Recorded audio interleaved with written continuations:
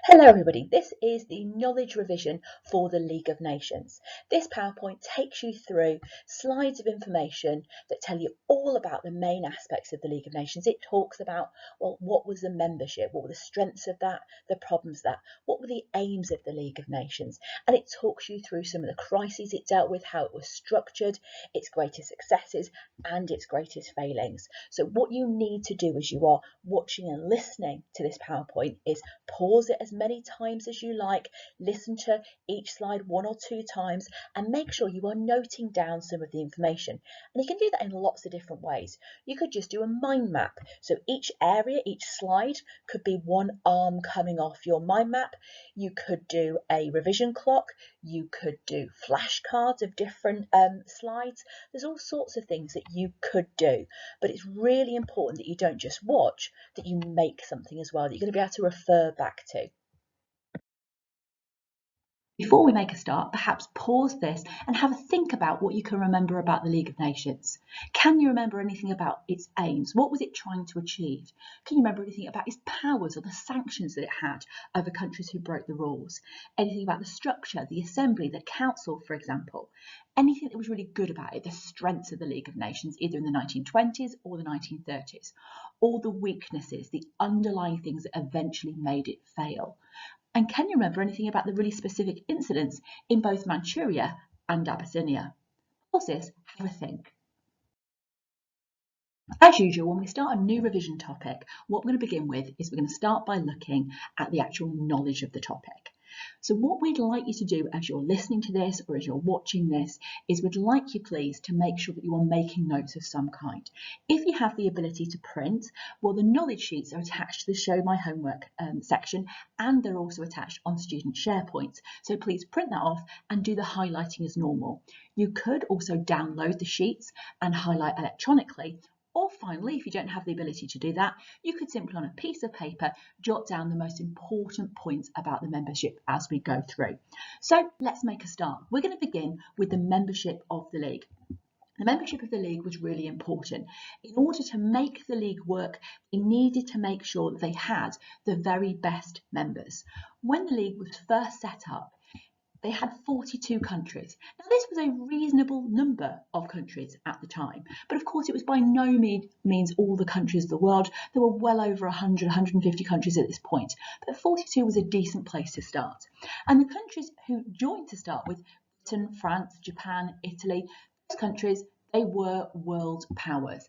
They were countries who did have influence and sway, particularly Britain and France. But the really, really big problem from the very, very beginning was the fact that America refused to join the League.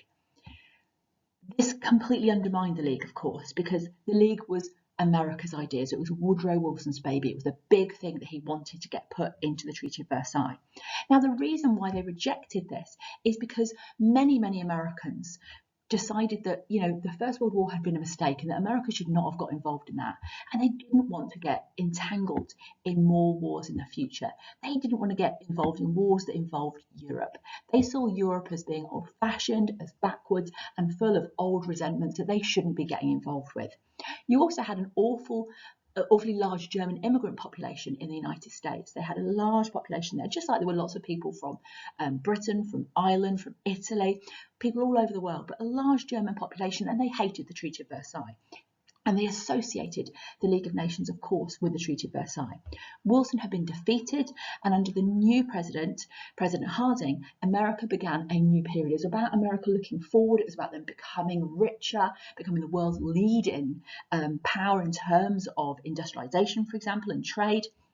And they entered this period of isolation or isolationism. They never joined the League of Nations. And of course, the problem here was it undermined the League from the very, very beginning. So that's one big important country outside of the League. The second big important country outside of the League was Germany. Now, this again was a crucial mistake of the League of Nations. In not allowing Germany to join, the League was viewed from the very beginning as a winners' club. Surely the country who was seen to have caused World War I should be in the League of Nations if it was going to stop future wars. They did join for a number of years in the late 1920s and early 1930s, but when Hitler came to power, he left the League, saying that Germany were not being treated as equals. The third massive power that they didn't have was the USSR, or Russia, Soviet Russia as it was at this point. And they didn't join until after the Germans had left in 1934, and that's because they were really worried and they needed that collective security of being part of this big organisation. They were not seen to be welcome in the early days because they had that communist system of government which was so different to the other members, and other countries saw them as being suspicious. And they eventually were expelled in 1939 when Stalin, after the Nazi-Soviet pact, invaded Finland. The League did expand over time. By 1934, it had amassed 58 members. This was obviously an improvement on what had come before, but it still meant that more countries were not a member than were. And the big problem was that many of the leading countries weren't there. So the final point here, the number of nations gave the League some authority, but it was the strength and resolve of its leading members which determined its power. So everything hinged on these four countries, on Britain, on France, and Japan, and Italy.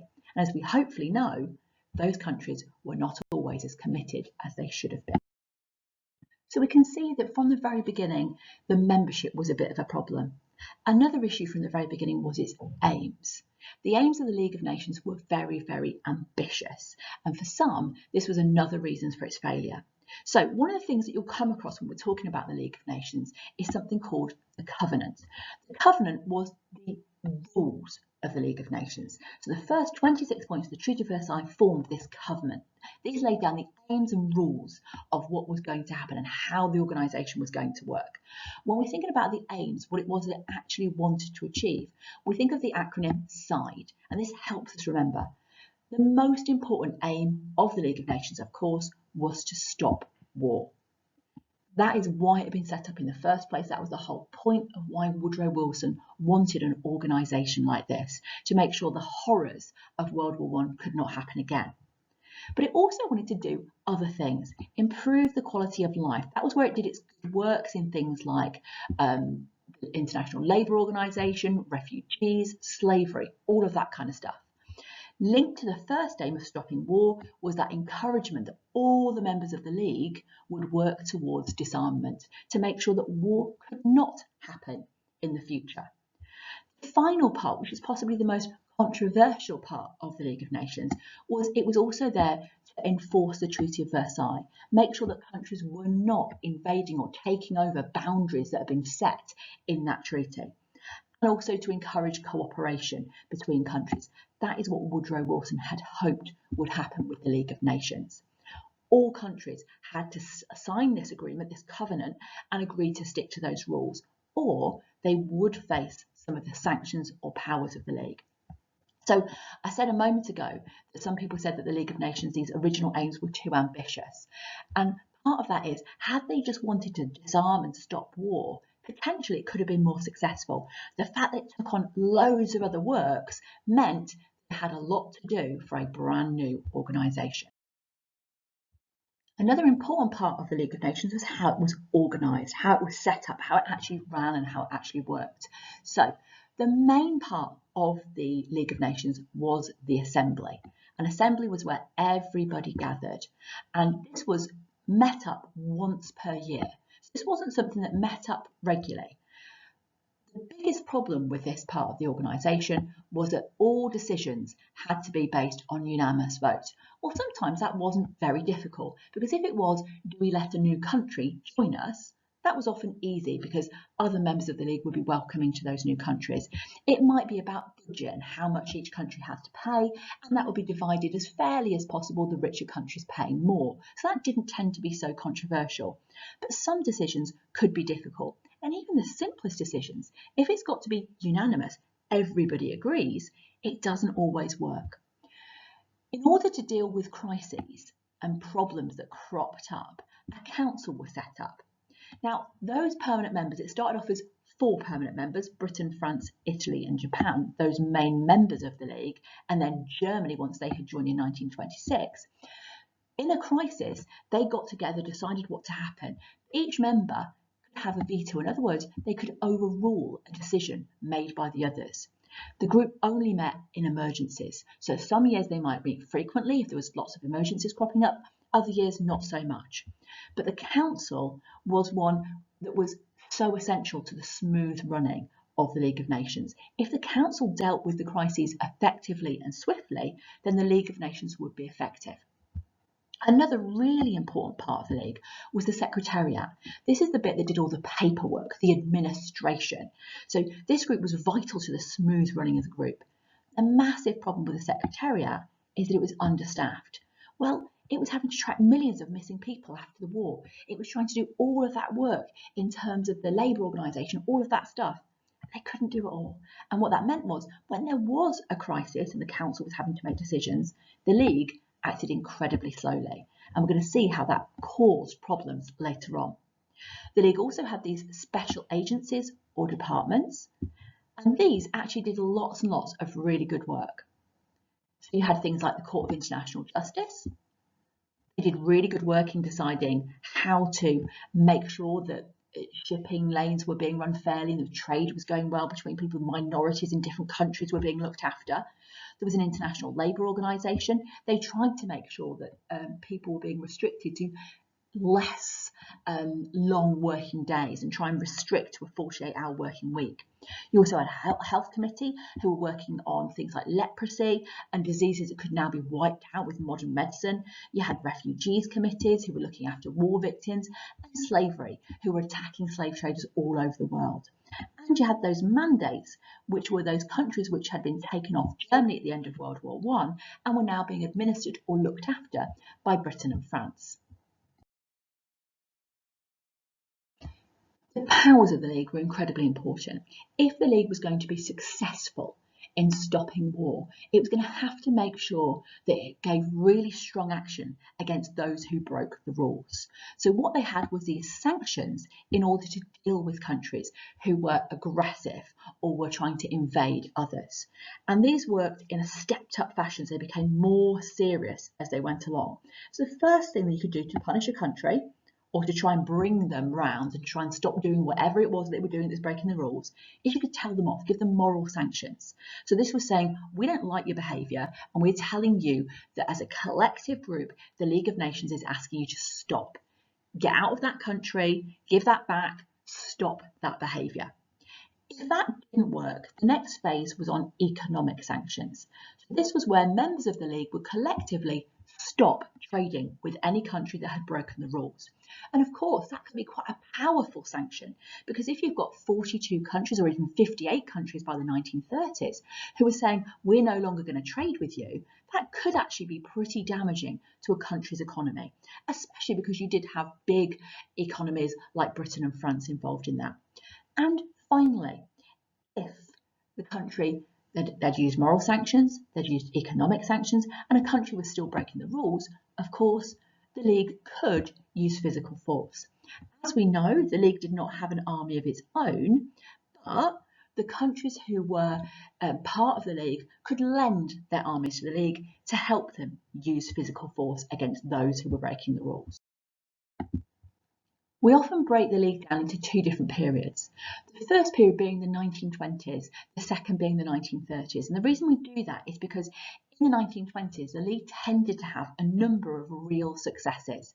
And there was actually quite a lot of hope that this organisation may actually help keep some countries from going to war with others. So there's a number of successes, some of them involved in peacekeeping, some of them not, for the 1920s.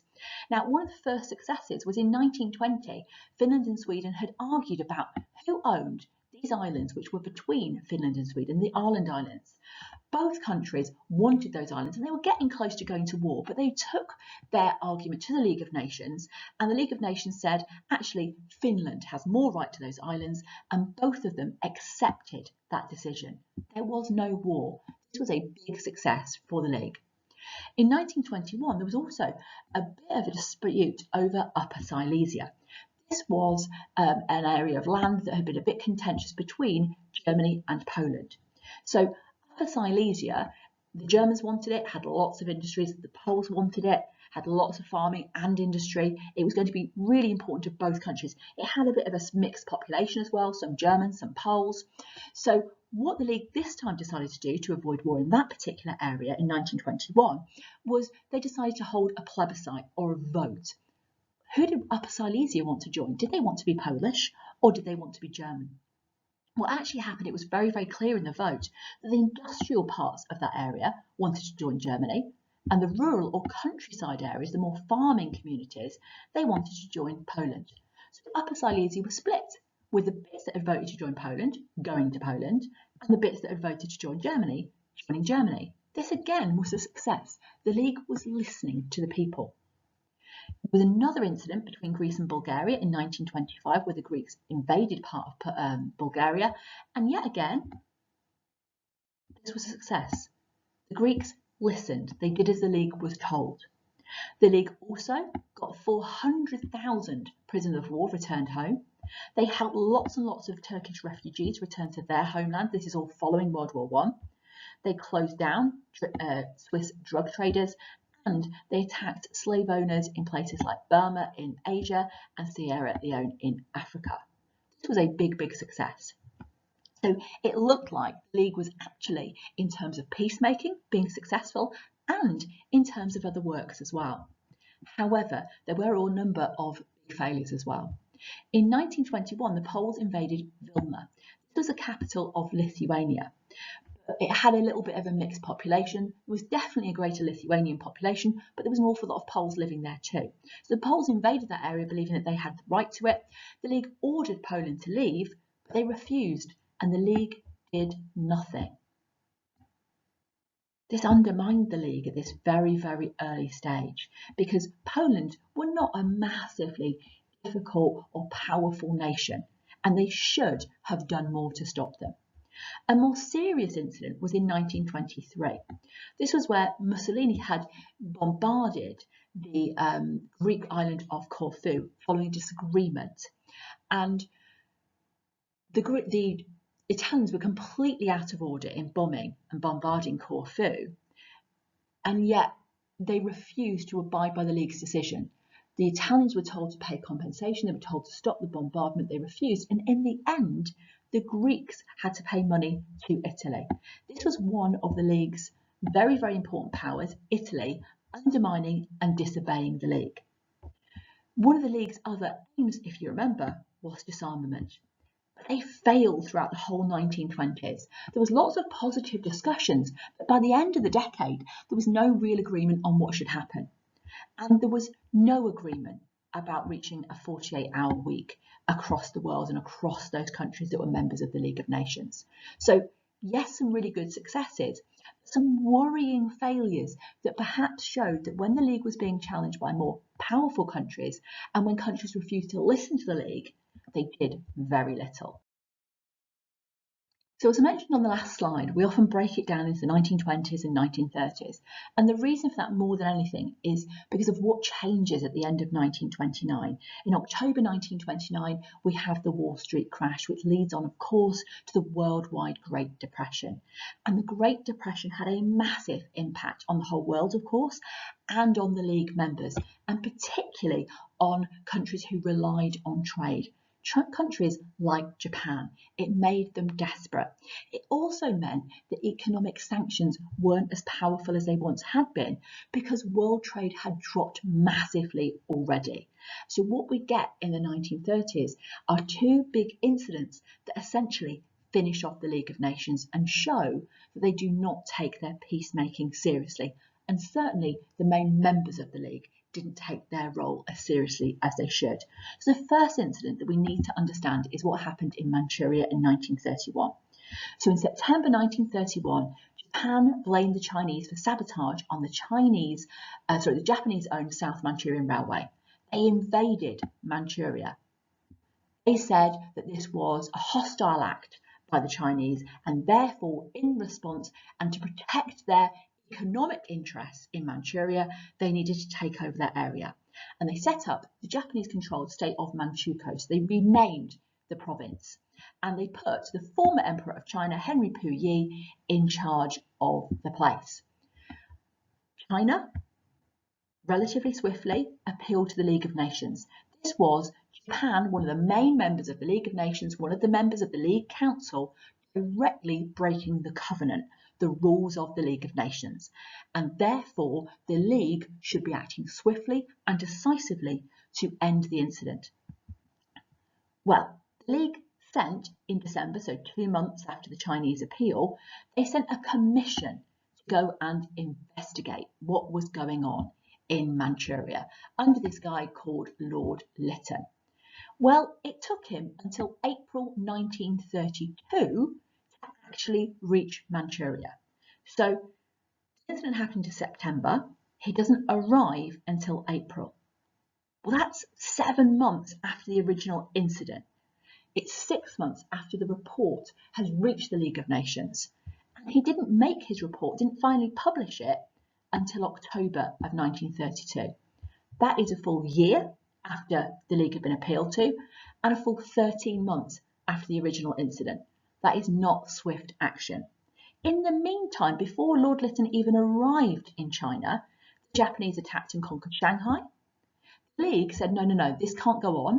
There needs to be a ceasefire in this area. The Chinese said, of course there can be, but the Japanese just continued their invasion and continued to attack. Lytton's report very, very clearly stated that Japan were the aggressor and they should leave. That was very, very clear at this stage. And that had taken them a year to put together. Finally, because the Assembly didn't meet until February of the next year, so February 1933, so we're now talking about another 4 months on. So we're now talking about 17, 18 months after the original incident. The Assembly voted that Japan should return Manchuria. The Japanese walked out of the meeting. The League could agree no economic sanctions or even ban an arms sale, so stop selling weapons to them. Therefore, nothing happened. The League could not agree to take any further action. They had used moral sanctions by telling the Japanese that they were wrong, that their behaviour was condemned by the League of Nations, and yet they didn't take any further action whatsoever. The Japanese then resigned from the League and they invaded the next territory to Manchuria, known as Johor. What this meant was that the League had been completely undermined.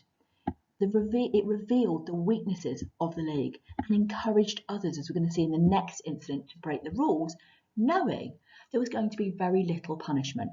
Japan had tested the League and the League had failed.